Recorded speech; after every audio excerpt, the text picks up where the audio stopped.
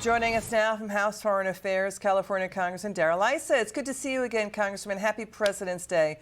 Okay, this illegal immigration crisis, it's now moving rapidly to your home state of California. Your district includes Yacumba, California, at the border. We have like dozens of nations where migrants are coming in from, including China. What's going on there? Well, what's going on is that we're a very desirable port of entry because you can fly into Mexico, get to Tijuana very inexpensively, and come over from a city to a city. Yacumba is pretty far out in the desert, and many of the people going through there are trying to avoid, in some cases, some of the fees and so on. But we see it all throughout the border, all the way to the ocean and all the way out to the desert. We see it.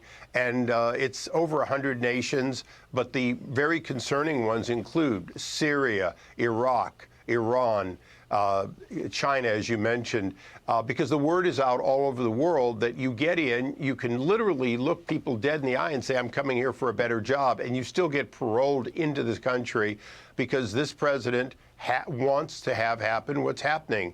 And, you know, it's not technically treason because he didn't pick one country. He picked the entire world to betray America with. So, you know, that's not what U.S. asylum laws say. You can't come here for a job. You're not allowed to do that to get into this nation. So, you know, are these people being vetted? Well, it's actually interesting, even on Fox News, even on others, when they're asked, why are you here, they answer it not with an asylum statement, and then later they make the claim that they have a fear in their home country. And it seems like every country in the world has a credible fear. The fact is that we are letting everyone in. The amount of people that are being returned is essentially zero. You know, China is a good example. Yep. You cannot leave China without the permission of the Chinese government. So these people are, in fact, being allowed to come here to illegally migrate. Well, that's very interesting. You know, the Texas governor, Greg Abbott, he's continuing his crackdown at the border with a new 80-acre base in Eagle Pass, Texas, for up to 2,300 National Guard deployed for Operation Lone Star at the border. Now the shift is also happening toward 3 states in the north, Vermont, New Hampshire, and New York. 70% of the northern border crossings are coming in there.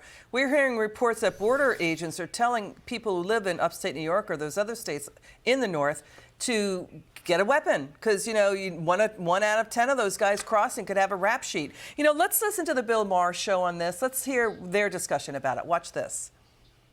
The sanctuary cities, the hypocrisy was exposed there, because when they started to send the immigrants to those cities... Never mind.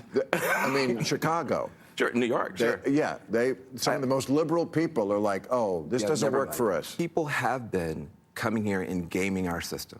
That is true. It's true. The people who are just above immigrants on the economic scale, they always get when immigrants come into the country. But that's no, everybody, all taxpayers. Not everybody.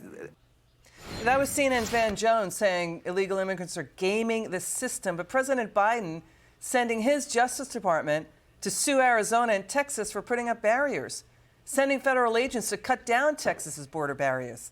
Now he's claiming he wants to get tough on the border? Well, he's lying. It's just that simple. At some point, you have to call something what it is. If the president wanted to stop it, really all he has to do is say to Mexico, if they come into Mexico and you let them in, you own them. Say to Canada, if they come into Canada, you own them. You know, among other things, and this is one that really gets me, existing law requires that you present legally at a port of entry in order to claim asylum. These people that are coming in, some of them looking to find, to turn themselves in, some rushing through to try to get in, they're all evading the border. So does this president have tools? Yes. Is he using them? No. Did the last president use every tool he had? Pretty much he did. Is it fair to say we've had an immigration problem for a long time? Yes, we've been a desirable place. But up until now, we've pushed back against unlimited amounts of people coming in. Today, we have between 8 and 15 million people that I didn't invite, but they're here. Got it. Congressman Issa, thanks for joining us tonight. It's good to see you.